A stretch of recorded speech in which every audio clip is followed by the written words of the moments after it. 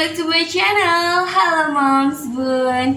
Gimana? Ada yang masih galau tentang MPASI? Mau nyediain MPASI homemade, masakan bunda sendiri, atau mau beli aja yang instan? Nah, bagi bunda yang memiliki banyak sekali aktivitas, tentunya sangat tertolong ya dengan adanya berbagai macam pilihan MPASI instan. Tapi, pernah nggak kadang merasa bersalah karena memberikan yang instan? Bukan masakan bunda sendiri dari bahan baku yang masih alami, segar, dan fresh. Tapi pernah juga nggak kadang giliran udah masak sendiri dengan proses yang panjang, butuh banyak waktu, tapi pas masakannya udah jadi, si anak nggak begitu doyan. Udah gitu masakannya nggak tahan lama, sore udah basi. Gemes banget nggak tuh? Kalau itu sih aku banget bun, jadi aku sering ngerasain kayak gitu ya. Tapi di video ini aku mau lurusin dulu bahwa sebenarnya MPASI instan atau perasaan bersalah ketika memberikan MPASI instan itu tidak selalu benar ya bun. Dan di sisi lain MPASI homemade itu juga tidak selalu ribet, asalkan kita tahu cara untuk mensiasatinya. Misalnya nih bunda ingin masak sup bayam untuk seluruh anggota keluarga. Nah, sebelum ditambahkan dengan gula garam, bunda bisa sisihkan dulu sebagian untuk dijadikan MPASI homemade. Nah, moms bun, di video kali ini aku mau ajakin momis dan bunda untuk kenalan lagi yuk dengan kelebihan dan kekurangan baik itu MPASI instan maupun MPASI homemade.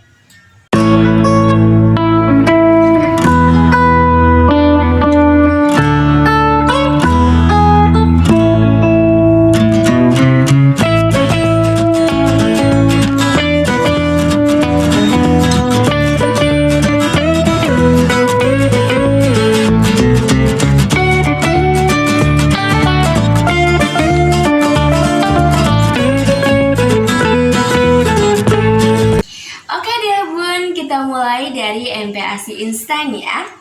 Jadi produk MPASI instan atau fortifikasi seharusnya mengikuti ketentuan dari Lembaga Kesehatan Dunia atau WHO, baik dari segi keamanan, higienitas, sampai kandungan nutrisinya harus memenuhi standar. Itulah kenapa MPASI instan aman diberikan untuk bayi. Nah, untuk kelebihannya bun, pertama pada MPASI instan ini pada kemasannya sudah terdapat label kandungan nutrisi. Itu artinya MPASI instan atau fortifikasi kurang lebih sudah memenuhi standar takaran yang sudah dianjurkan berdasarkan usia bayi. Selain itu, adanya label kandungan nutrisi ini memudahkan bunda untuk mengecek apa saja kandungan nutrisi yang ada pada MPASI tersebut. Nah, selain itu juga bisa digunakan untuk membandingkan dari satu produk ke produk lainnya, sehingga bunda ini bisa lebih mudah untuk menyesuaikan dengan kebutuhan bayi. Nah, selain adanya label kandungan nutrisi ini untuk MPASI instan ini juga mengandung fortifikasi atau nutrisi tambahan yang beraneka ragam atau bermacam-macam, dan biasanya takarannya ini lebih banyak dibandingkan dengan masakan MPASI homemade, sehingga biasanya bayi yang diberikan MPASI instan itu lebih kenyang gitu bun. Nah, sekarang untuk kekurangan dari MPASI instan ya bun. Oke deh, namanya juga instan, ini pasti mengandung pengawet ya. Meskipun begitu, untuk pengawet yang ada pada MPASI instan ini sudah dikategorikan aman untuk bayi. Hanya saja bayangkan apabila terlalu sering diberikan, maka khawatirnya akan menumpuk pada tubuh bayi dan itu menjadi tidak baik ya bun ya. Nah, selain itu pada MPASI instan ini juga mengandung perasa buatan. Sama halnya dengan pengawet, perasa buatan pada MPASI instan yang sudah memiliki izin edar BPOM ini sudah menggunakan takaran yang aman untuk kesehatan bayi. Hanya saja apabila terlalu sering diberikan maka menjadi tidak baik ya bun. Nah, selain adanya pengawet, kemudian perasa buatan, MPASI instan ini juga ada yang mengandung gula yang tinggi. Nah, ini tentunya akan menimbulkan masalah untuk kesehatan bayi ya Bun ya, baik dari kerusakan gigi, kemudian obesitas hingga diabetes. Nah, untuk hal ini Bunda harus lebih waspada atau berhati-hati ya Bun. Bisa dicek terlebih dahulu di label kandungan nutrisinya. Jadi Bunda bisa memilih untuk kandungan gula yang tidak terlalu tinggi. Nah, selain itu, pada proses produksi, kemudian distribusi, ini juga bisa menyebabkan kandungan nutrisi yang ada pada MPASI instan ini berkurang Bun.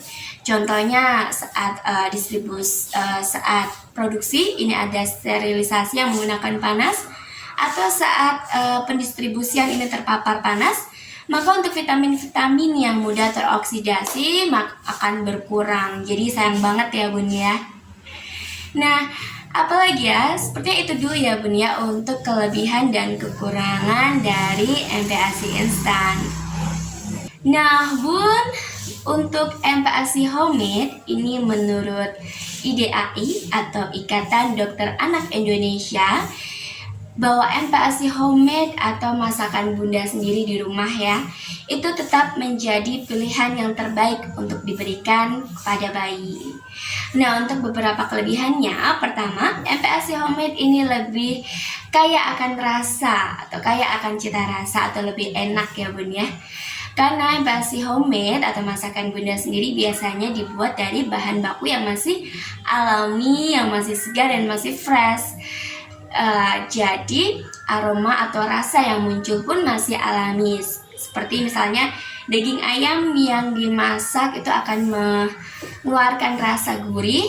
Kemudian sayuran seperti wortel itu akan mengeluarkan rasa manis. Jadi tidak perlu ditambahkan dengan gula garam pun ini sudah mengandung rasa yang enak.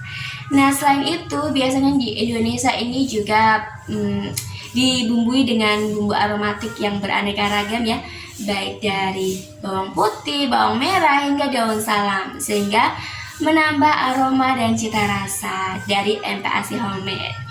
Nah, selain dari kaya rasa atau lebih enak, MPASI homemade ini juga lebih bertekstur. Artinya ini Bunda bisa mengatur tekstur sesuai dengan kebutuhan bayi. Lumatannya mau lembek atau kasar, itu Bunda bisa lebih mengatur sesuai dengan kebutuhan bayi. Dan tekstur dari MPASI homemade itu juga lebih bisa melatih dari motorik oral si bayi. Seperti itu.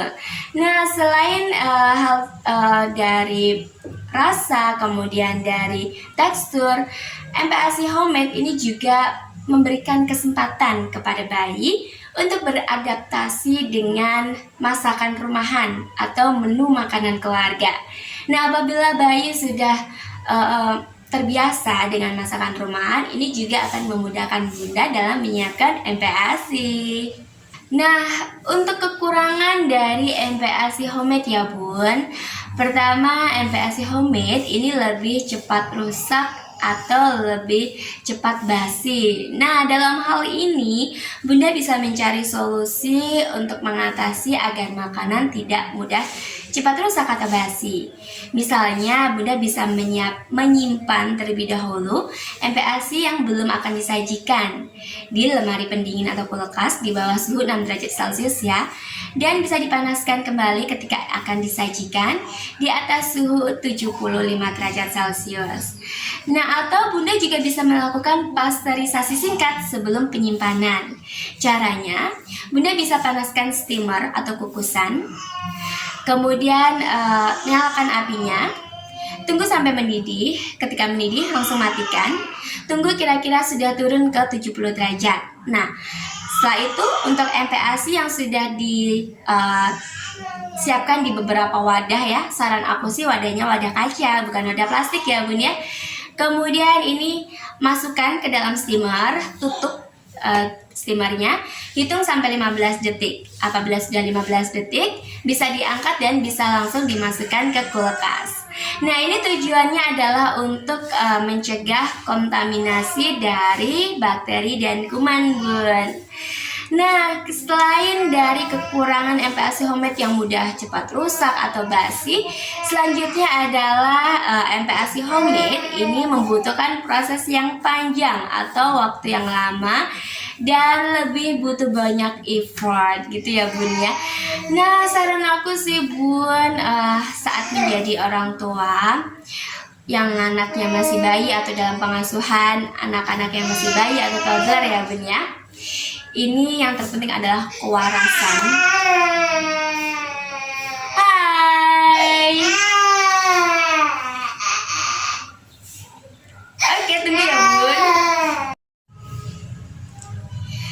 Nah, gitu deh Bun untuk kelebihan dan kekurangan baik MPASI instan maupun MPASI homemade. Jadi keduanya aman diberikan kepada bayi ya Bun. Jadi silakan nih Bunda bisa memberikan MPASI yang terbaik untuk buah hati. Bunda bisa mencoba menyiapkan beberapa menu atau mencoba berbagai macam menu untuk MPASI homemade.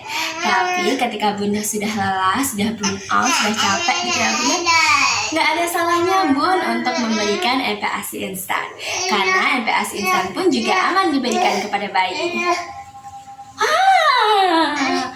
Gitu ya Bun untuk video kali ini, semoga bermanfaat dan jangan lupa untuk subscribe channel aku ya Bun. Anakku. Makasih Bun udah nonton video aku sampai selesai. Bye. Sayangnya. Yuk. Oke.